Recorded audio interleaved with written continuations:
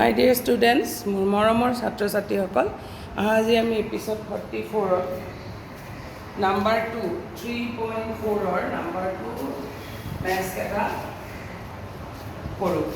যোৱাকালি আমি 1 এটা কৰিলোঁ। নাম্বাৰ 1 কৈছে যে যদি আমি লবৰ লগত অৰ্থাৎ নিউমাৰেটৰৰ লগত 1 প্লাছ কৰোঁ আৰু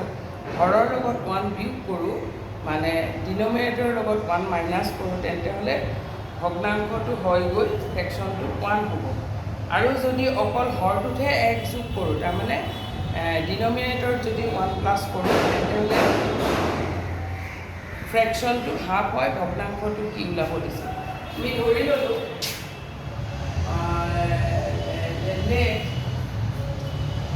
ধৰোঁ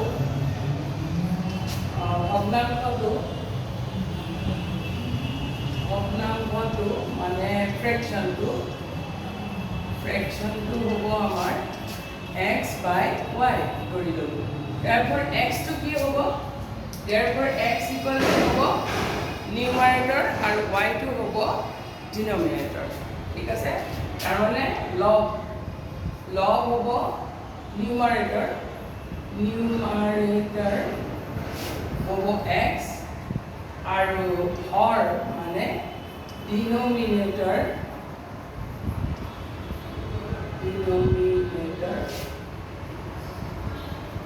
হ'ব y। তো আমাক বাই কুৱেশ্যনে আমাক কৈছে যদি আমি দুইটাতে ইয়াৰ লগত আমি 1 প্লাছ কৰোঁ আৰু ইয়াৰ পৰা আমি 1 মাইনাছ কৰোঁ, তাৰমানে x+1 বাই y-1 যদি কৰোঁ, তেন্তে হ'লে আমাৰ ফ্ৰেকশ্যনটো হ'ব 1। আৰু এটা কৈছে যদি অকল ডিনমিনেটৰ হৰত যদি 1 প্লাছ কৰোঁ, তাৰমানে এইটোত কৰোঁ আৰু এইটোত একো নকৰোঁ, একেই হৈ থাকিব, তেন্তে হ'লে আমাৰ ফ্ৰেকশ্যনটো হয়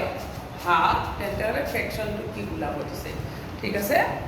তো আমি তাৰে কাৰণে আমি কি কৰিলোঁ, ভিডিঅ'টো অকণ চাই দিছোঁ। তাৰে কাৰণে আমি এইটো নাম্বাৰ 1 দিলোঁ, এইটো নাম্বাৰ 2 দিলোঁ। ওপৰখিনি গুচি দিওঁ, এইখিনি ইমান প্ৰয়োজন নাই। তো আমাৰ নাম্বাৰ 1টো আমি কি কৰিম, এই দুইটাই আমি লিনিয়াৰ ইকুৱেশ্যনত লৈ যাম। তো নাম্বাৰ 1টো এনেকুৱা হৈ আছিল, মই আগৰ পাতি দিছোঁ y-1 ইকুৱেল টু 1। এতিয়া আমি ইয়াত কি কৰিম, ক্ৰছ মাল্টিপ্লাই কৰি দিম। ক্ৰছ মাল্টিপ্লাই কৰি দিলে 1ৰ তলত 1 আছে, তো আমি এইটো x+1 ইকুৱেল টু y-1 পাম, এইটো বস্তু পাম। তো আমি এতিয়া কি কৰিলোঁ, এই yটো এইফালে লৈ যাওঁ, 1টো ইফালে লৈ যাওঁ, x মাইনাছ y একেফালে কৰিলোঁ -1 আৰু এই +1 ইফালে গ'লে -1 গতিকে আমাৰ x minus y equal to -2y। এইটো আমি নাম্বাৰিং 3 কৰিলোঁ। ঠিক আছে, আৰু এইটোৰ পৰা আমি কি পাওঁ চাওঁ, x/y+1 অলপ ওপৰত পাতি দিওঁ, x/y+1 ইকুৱেল টু হাফ। আমাৰ এইটো 2ৰ পৰা আমি কি পাইছোঁ, এইটো আমি ক্ৰছ মাল্টিপ্লাই কৰি দিওঁ, কি পাম 2x ইকুৱেল টু y+1। yটোক এইফালে লৈ আহোঁ, কি পাম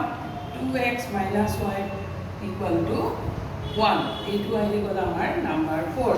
এতিয়া নাম্বাৰ 3 আৰু নাম্বাৰ 4ৰ পৰা আমি যিকোনো এটা এলিমিনেট কৰিম,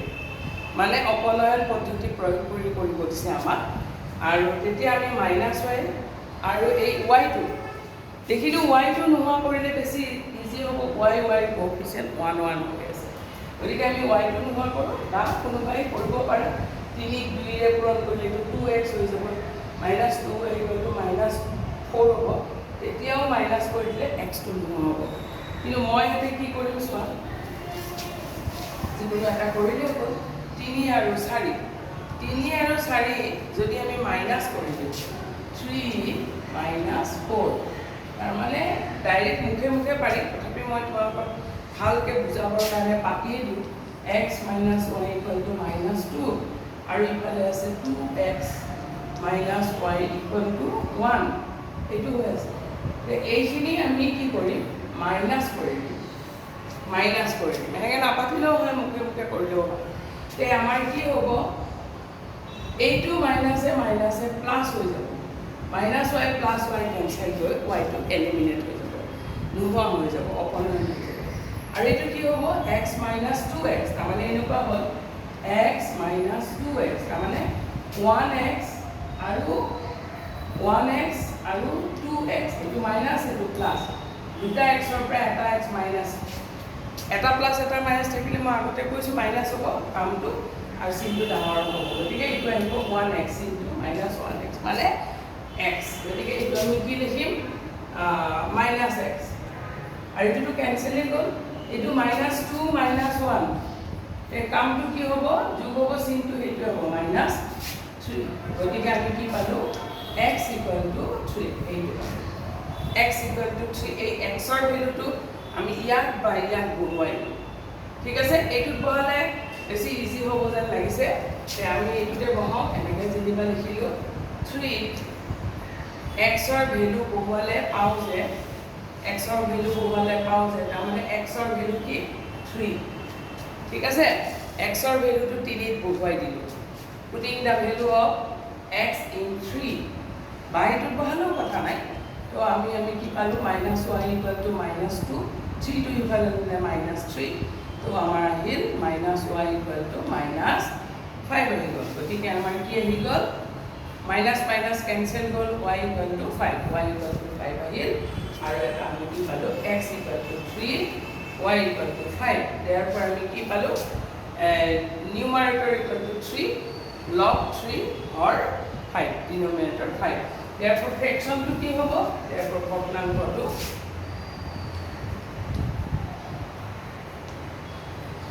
ভগ্নাংশটো হ'ব ইংলিছত লিখিবা fraction equal to কি হ'ব x by y x টো আগত হ'ব 3 by 5 এইটো আহিব আমাৰ আনসাৰ একদম ইজি তোমালোকে দুবাৰমান ট্ৰাই কৰিবা পাৰি যাবা ঠিক আছে মই ভিডিঅ'টো চাই দিওঁ ভিডিঅ'টো অকণ ডিষ্টাৰ্ব কৰি থাকে সেইকাৰণে মই চাই দিছোঁ ঠিক আছে এতিয়া আমি নেক্সটটো চাওঁ এইটো এজৰ অংক কৈছে এজৰ অংক আমি কৈছোঁৱে যদি আগৰ বয়স হয় তেতিয়া এতিয়াতকৈ আগৰ বয়সটো কমিব গতিকে আমি প্ৰেজেণ্ট এজটো ধৰিব লাগিব 5 বছৰ আগতে নুৰৰ বয়স চুনুৰ তিনিগুণ আছিল তাৰমানে নাম্বাৰ 2টো আমি ক'লোঁ মানে লেট যে নুৰৰ বৰ্তমান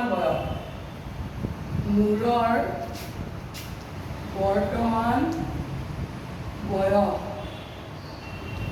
প্ৰেজেণ্ট এজ অফ নুৰ মই দুইটা মিডিয়ামৰ কাৰণে লিখি দিছোঁ present age of Noor equal to আমি ধৰি ল'লোঁ এক্স আৰু চুনুনে কি কৈছে চুনুৰ বৰ্তমান বয়স প্ৰেজেণ্ট এজ অফ চুনু ধৰি ল'লোঁ আমি এইটো ৱাই therefore by equation আমাক কি কৈছে যে 5 years আগত 5 বছৰ আগতে কি হ'ব কমি যাব 5 years আগত তাৰমানে বিফ'ৰ 5 years 5 বছৰ আগতে নুৰৰ বয়স কিমান হ'ব নুৰৰ বয়স ইংলিছত লিখিবা before 5 years ago before 5 years Noor age of Noor কিমান হ'ব কমি যাব x minus 5 ঠিক তেনেকৈ 5 বছৰ আগতে চুনুৰ বয়স কিমান হ'ব ইংলিছত হ'ব before 5 years age of Sunu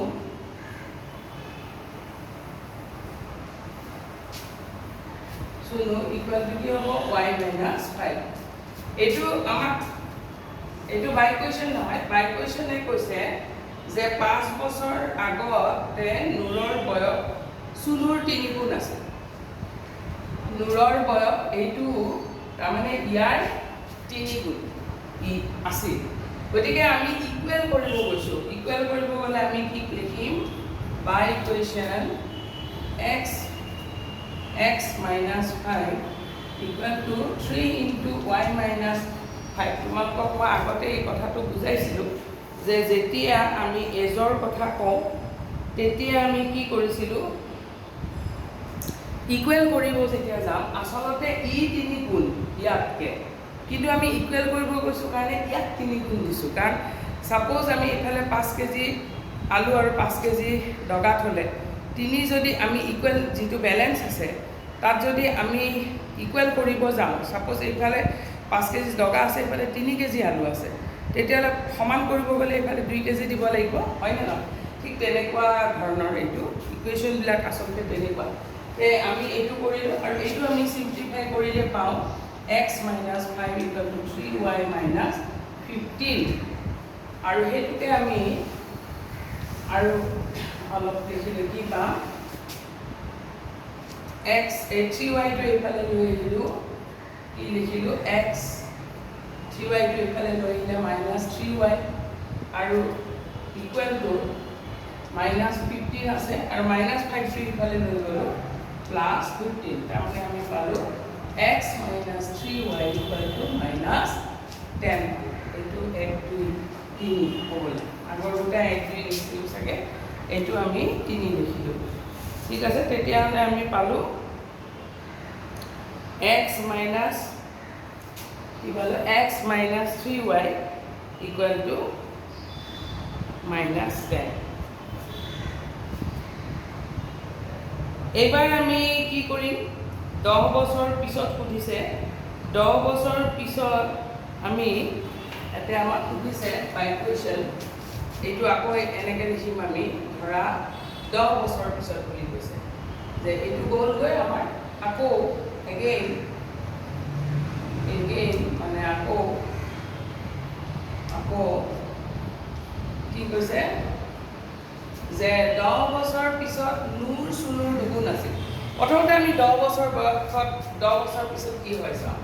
10 বছৰ পিছত 10 বছৰ এইটো আগত লিখি ল'বও পাৰা কিন্তু আগত হ'লে মাইনাছ হয় পিছত হ'লে কি হ'ব প্লাছ হ'ব প্ৰথমতে কাৰ নাম আছিল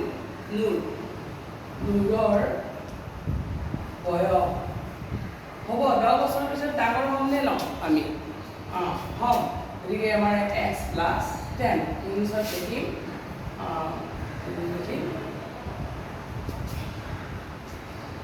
নূৰ is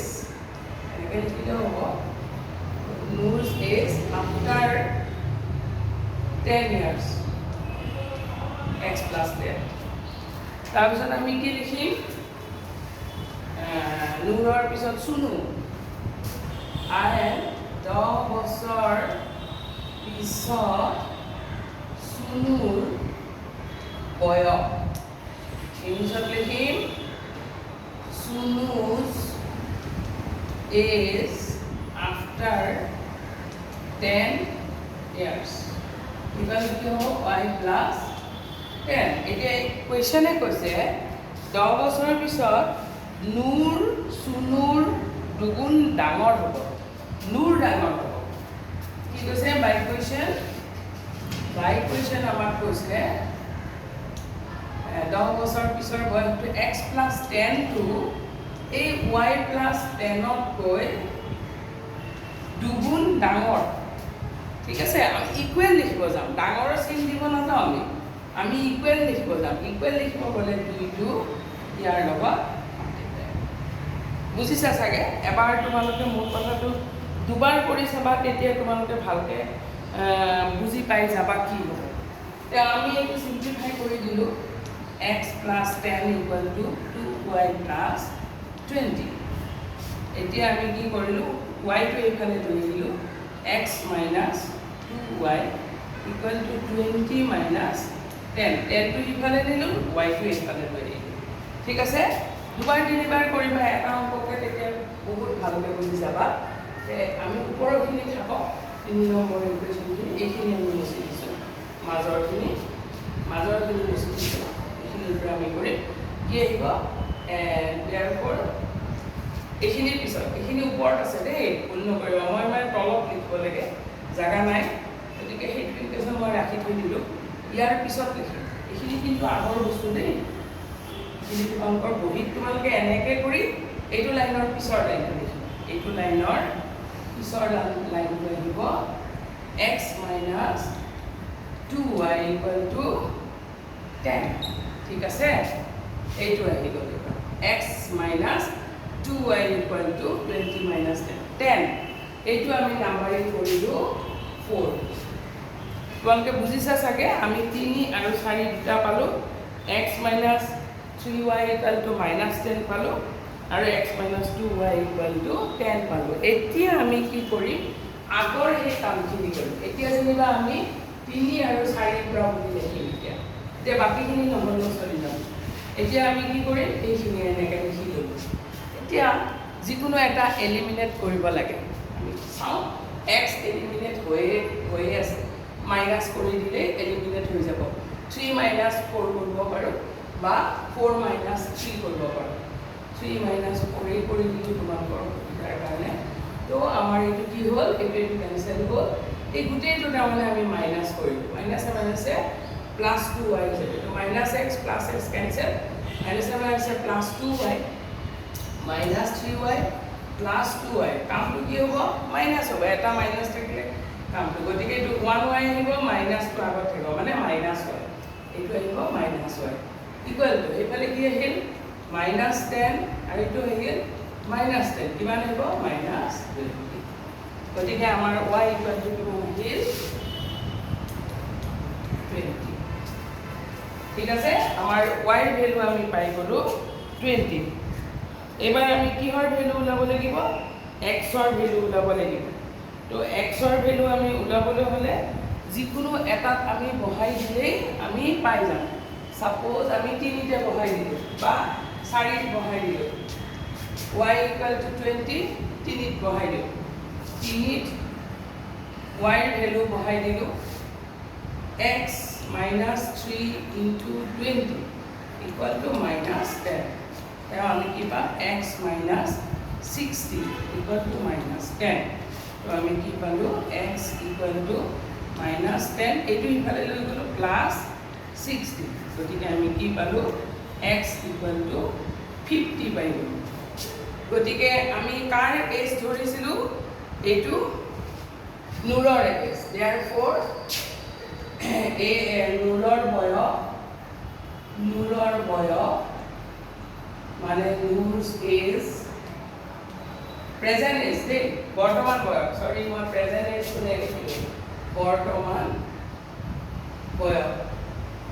প্ৰেজেণ্ট ভিডিঅ'টোত আহিছে নে নাই মই চাব লাগিল একবাৰ কিজানি এইটো চাই অহাই নাই নেকি নূৰৰ আহিব x মানে 50 years 50 বছৰ আৰু চুনুৰ বৰ্তমান বয়স মই স্মলত দেখিছোঁ চুনুজ প্ৰেজেণ্ট এজ আমাৰ কিমান আহিব 20 বছৰ ইয়াৰ্ছ ভিডিঅ'টোত আহিছেনে মই এবাৰ চাই দিছোঁ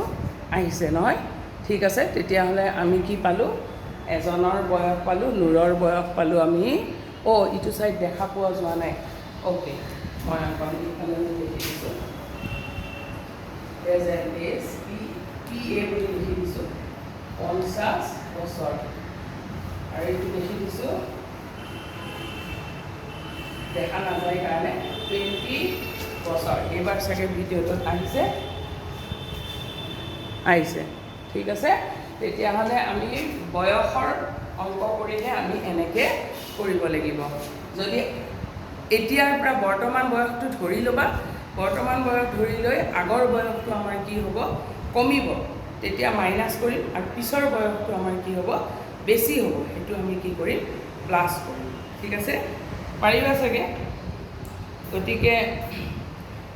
আজি বেছিকৈ নকৰোঁ ইমানখিনিয়ে কৰিলোঁ আমি পিছৰ এপিছ'ডত অতি সোনকালে আহি আছোঁ তোমালোকে মোৰ চেনেলটো ছাবস্ক্ৰাইব কৰিবা আৰু বেল আইকনটো ক্লিক কৰিবা, তেতিয়া নটিফিকেশ্যনত তোমালোকে মোৰ লগত সদায় একেলগে থাকিব পাৰিবা। আৰু প্লিজ কমেণ্ট কৰিবা কিবা বুজিছা নুবুজিছা, মই আকৌ ডিটেইলছত ক'বলৈ চেষ্টা কৰিম। আৰু পাৰিলে লাইক এটা দিবা, আমাৰ কি সেইখিনিয়ে আৰু লাইকটো পালে